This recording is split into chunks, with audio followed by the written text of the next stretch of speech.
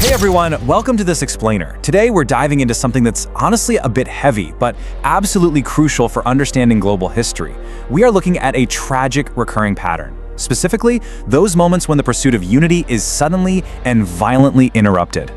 So what actually happens when peacemakers become the targets? That's the big question framing our whole analysis today. We're going to look closely at how the actions of a single individual can just abruptly snap the trajectory of an entire nation. Section 1, the price of peace, and leaders struck down by their own citizens.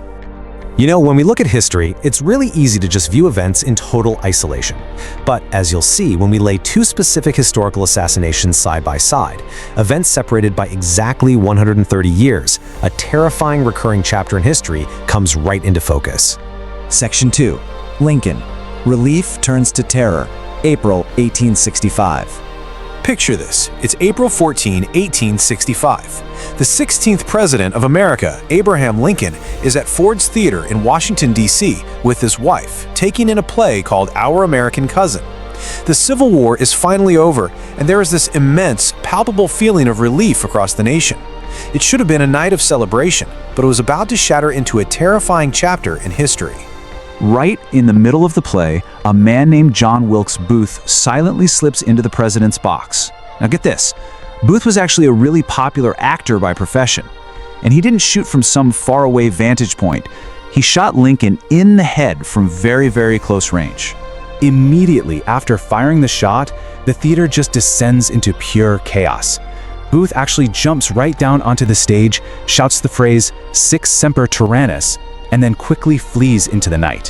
What follows is a massive, dramatic 12-day manhunt. The critically injured Lincoln is carried to a house just across the street from the theater, but tragically, he dies the very next morning on April 15th. Meanwhile, Booth is on the run.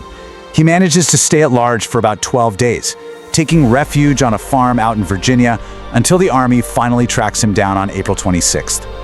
And the pursuit ends violently. Booth is hiding in a barn and flat out refuses to surrender to the army. During the standoff, a soldier shoots him. Mortally wounded, Booth dies just a few hours later.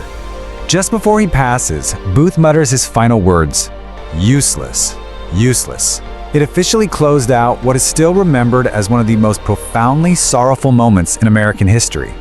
Section 3, Rabin, a rally silenced, November 1995.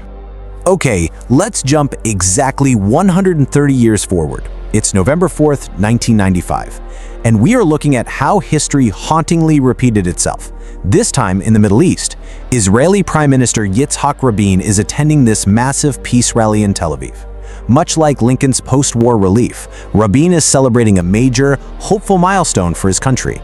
To give you some context here, Rabin was actively working to establish peace with Palestine.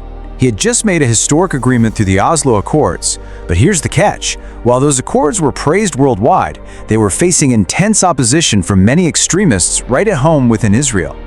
After the rally wraps up, Rabin is heading toward his car, and then a Jewish extremist named Yigal Amir approaches him.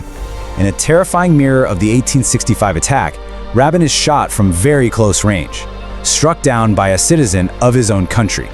It's an absolute shock. Critically wounded by the gunfire, Rabin is rushed to the hospital as fast as possible. But despite the doctor's best efforts, they cannot save him, and he dies shortly thereafter. This event didn't just shock Israel, it sent shockwaves across the entire world. Section 4, the assassins and their motives, ideology and action. So what was the driver here? Well, Yigal Amir's motives were strictly political and ideological. He strongly opposed the historic Oslo Accords and genuinely believed that Rabin's peace efforts were a direct threat to Israel. Now, unlike Booth's fatal barn standoff, this aftermath looked very different. Amir was immediately arrested at the scene.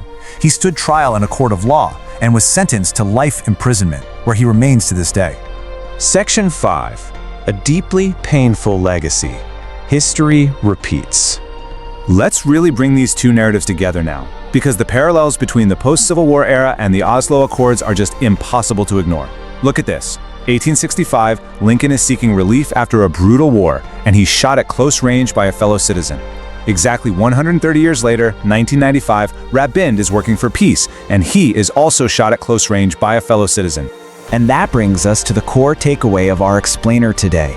In both instances, separated by oceans and over a century of time, leaders who were actively pursuing peace and unity were assassinated by their own citizens. It's a deeply painful, devastatingly repetitive pattern of domestic extremism.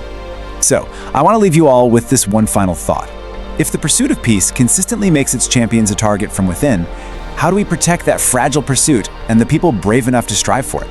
It's a heavy question, for sure, but one history demands we keep grappling with today. Thanks for joining me for this explainer. I'll see you next time.